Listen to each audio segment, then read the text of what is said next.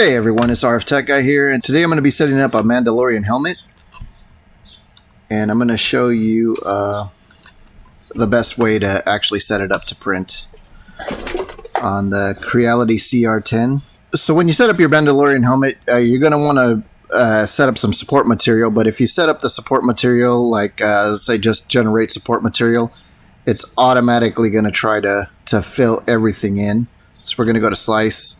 So as you can see here, it says it's going to take about 12 days and 19 hours if you completely fill it in with support material. Plus, you're going to use up way too much filament, and this is not what you're going to want to do. And so this a good process for you to do on a lot of your prints when you don't want support material either, because either it gets in the way or creates a lot more work for you, or just uses up way too much filament, because you obviously do not need to completely fill in this helmet with support material. So we're going to uncheck this box here, and what you guys are going to want to do is go to the marketplace, and this is on Ulimaker Cura. So if you go to plugins, there's a lot of plugins here. You're going to want to go to custom support. Now you could use this is the one that I use, just the regular custom support. They also have this one. I mean, there's a lot of cool plugins here. So you're going to want to go to custom support, and you're going to want to click on this and just download this one. And then you're going to have to restart your Cura Ulimaker, and it'll pop up down here in the left-hand corner. So now we're going to click on the helmet, and we're going to start setting up this support material.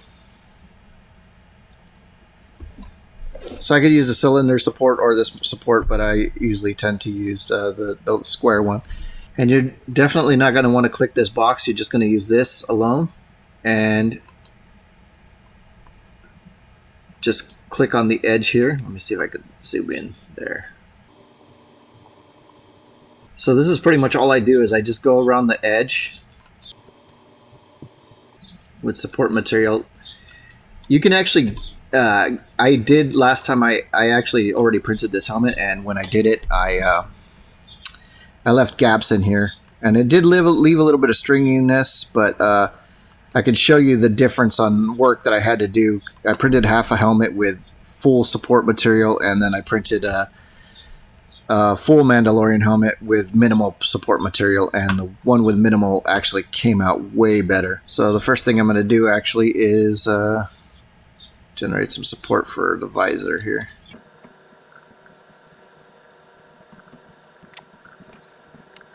I'm going to go down and change the view here so I can fill in some of the support down here. I really like this support material because it comes off really easy without leaving a huge mess. So the last time I actually printed out a Mandalorian helmet, I got it to use about half a roll of filament.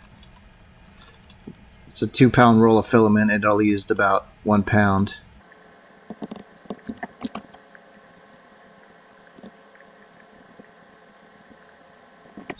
Now, obviously, I should have probably filled in the back with support material before I did the front here, because it's not giving me an option to do a side view or a back view.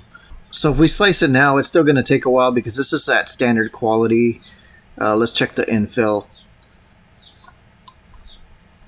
The infill's at 20%. I don't like to fill in the Mandalorian helmet at 20% because that uses way too much filament. The last time I did it at 5%. We're going to do this one at 10. And see how this looks. No, not 100, 10%. There we go. And we'll go down to low quality. Let's check the quality and make sure that came out right. 0.28, that looks good. And then we're going to slice. Alright, so as you can see here, when it's infilled at 10%, with all the support material here, it's only going to take about 3 days and 9 hours to finish printing. At 10% infill, low quality. Now, I know that don't let the low quality scare you. It actually comes out very good. This came out a lot better than it did with my Cura 3D slicer. So this is a Mandalorian helmet that I decided to print in halves. And as you can see, I kind of filled this in with Bondo because this was really, really bad on the sides here, because I had to pull all the support material off of here. I still haven't sanded this one down, but the Bondo is a little bit harder to work with. This one I use wood filler. And this one's a little bit easier to work with. Wait, is that because this one's not toxic or something?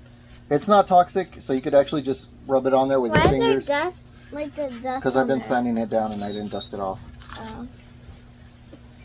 But I had to use so much wood filler, you could see like little indentations and everything. That's why I haven't finished doing this Mandalorian helmet. And also, sorry. And also, I don't know if you could see this, but you can actually, the lines in here for the layer height is actually more defined. Don't dust it off here because you're going to get it on the camera. So the lines in here are more defined. You can actually see the lines more on this one than on this one. Compared. So if you compare the quality, low quality here, this one's printed out actually a 5% infill, and no support material on the inside, only on the outer edge here and on the visor. And this one came out way better. A lot less cleanup work to do with this. This one, Down, probably. with 5% infill and the amount of support material that I put on there, this one only took about almost 3 days to fully print. Thank you for watching RF Tech Guy. Be sure to leave a like, comment, and subscribe. And don't forget to hit that bell. If you guys want to see more videos like this, go ahead and leave it in the comments below, and I will try to make more 3D printing videos. Came out pretty good. Oh, good. And the support material doesn't... Oh, this support material is awesome. So, yeah, I think I'm going to be using Cura Ulimaker a lot more now. The support material comes off pretty easy. I still got to find a way to recycle it. Maybe I'll just end up having to spend like $3 grand.